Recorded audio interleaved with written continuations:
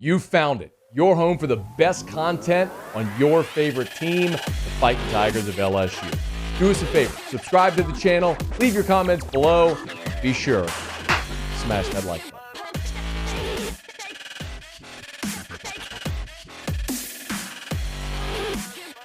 On the show Monday, we talked about how we have had very few opportunities the past couple of weeks to talk LSU football. Signing day was last week, but it was quiet. It was the first time ever that LSU did not sign a player in the traditional February signing period.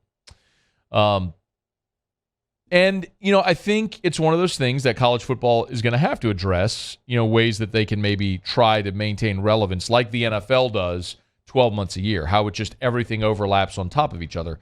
Like, of course, last week was the Senior Bowl. This week is the Super Bowl. And after this, it's all eyes toward the combine and the draft and things about that nature. And then you'll go into all the free agency, the draft, and mini camps. It just never stops in the NFL, and college is trying to get there. But I was intrigued when I saw this today. So Bill Connolly has been a friend of the show. He's been very kind to join us over the years, and he does the SP Plus rankings at ESPN. It's basically a metric that he puts together. It's not the metric. It's not one be-all, end-all. It's just a thing to consider when rating or grading teams. It's an objective data point, and he uses a lot of different criteria. Well, part of that is returning production. So next week, Bill Connolly will put out his early SP Plus rankings, which will evolve over the offseason as maybe guys transfer out, leave, come in, whatever it may be. Like LSU's outlook in 2018 would be dramatically different after spring when they got Joe Burrow, right?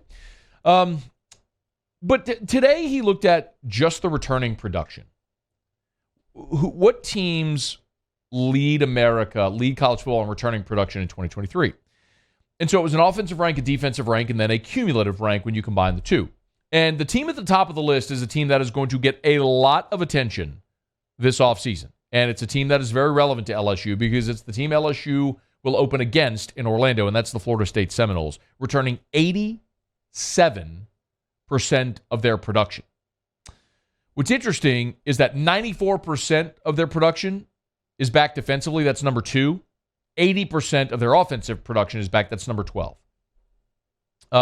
Kansas is number 2 on the list, followed by Florida Atlantic, Wyoming, Michigan. That has got to be tantalizing for Wolverines fans. After back-to-back college football playoff appearances, now you return the 5th most production in all of college football. UConn is 6, and then Texas A&M is 7. That's the thing that's going to make you look and go, all right, Jimbo. Like last year you landed the gigantic class and you were worse. Now you get everybody back that contributed from a 5-win football team. Are you actually any better? We'll see. Let me not bury the lead any further. LSU on this list is 32nd. So LSU 32 overall. When you look specifically at offense, LSU is 10th in offense, returning 81% of its offensive production. And defense, though, is where they slip. They're 72nd in defensive production, returning at 60%. So again, 10th in the country in offensive production returning, that makes sense, right? Jaden Daniels, Malik Neighbors, Josh Williams, all your running backs, basically all your receivers except Besh and Booty. It makes sense. Defense is the question. And so I looked at this, and I don't know that necessarily this is a great projector of how a team is going to do in the next season. It's a pretty good indicator of how you might value them going into next season. I mean, I always say, who has the least amount of questions against the most manageable schedule? That's how I sort of rank a team going into the next season. Well, LSU has a more manageable schedule this year than they did a year ago, and they're returning a ton. But on defense, if you're looking at this, that's the big question. But here's where I look and I go, I'm going to be fascinated to see what Bill Connolly cooks up as far as the SP Plus rankings. Because there's a lot of things that are factored into that metric. But yes, LSU is 72nd in returning production. That's because you're losing guys like Micah Baskerville, who was your leading tackler. Jay Ward, who was second. You're losing B.J. Ojolari and Ali Gay and Mekhi Garner, Jark Bernard-Converse, Joe Fouché. Like, you're losing a ton of your production. And so naturally, you're not going to be high on the list defensively because you're losing so many guys. But, and here's sort of the caveat, the asterisk. I think I would argue that even with LSU losing as much production as they are going to be a better defensive team in 2023 than they were in 2022. There are some obvious reasons. Guys like Harold Perkins taking the next step. That is reason to be very excited, right? But look at the spots where you lost production, and then look at who you're replacing it with. At linebacker with Micah Baskerville, that's the biggest question mark. We've talked about it a bunch. You bring in Omar Spates, and I think he is as important as anybody on this defense next year, because if he comes in, the Oregon State transfer, and is a 100-tackle guy and replaces Baskerville's production, I don't think you miss a beat. I think you're better. Look at your cornerbacks. Jark Bernard-Converse, Mekhi Garner, out. Colby Richardson, out. But you replace him with Denver Harris, Deuce Chestnut, J.K. Johnson, Zy Alexander.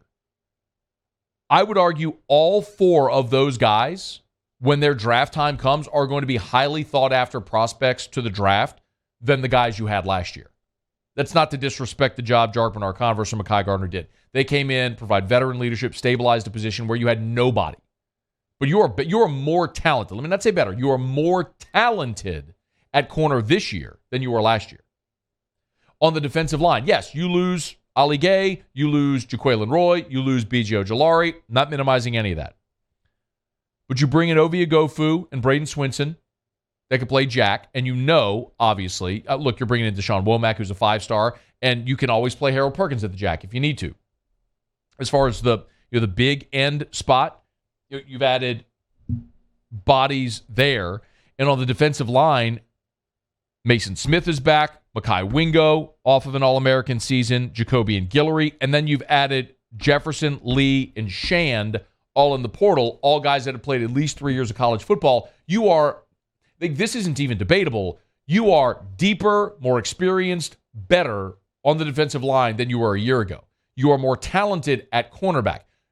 You do have a question at linebacker, that is fair, but if you see guys, if Spates comes in, if you see Perkins take another step year to year, you may not miss a beat at that spot either. So while, yes, your production defensively, you've lost a ton of it, somebody had to make tackles. Somebody had to defend passes. Somebody had to accumulate stats defensively. It doesn't mean that the players with which you replace them aren't a better option than the guys you had last year. And I think that's the case with LSU defensively. Now, the onus is on Matt House to blend it all together, to mold it all together, and make it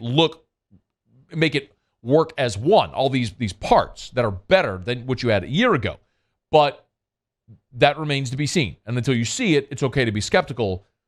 But I think there's a lot of reason to be super optimistic about LSU and why you're going to see them in everybody's preseason top 10. If you're wondering about the rest of the SEC, so we mentioned A&M was 7. Again, this is returning production for 2023. A&M 7 in the country.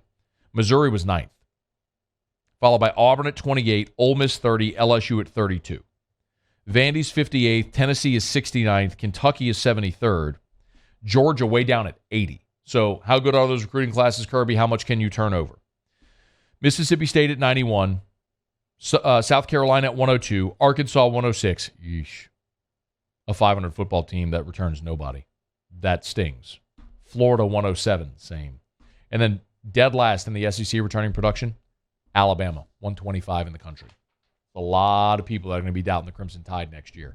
I have a little more I want to say on that, but like, how amazing is it that less than a year ago, 8 months ago, we're in Atlanta at SEC Media Days, and one of the certainties felt like Alabama was on a mission after losing the national championship game to Georgia.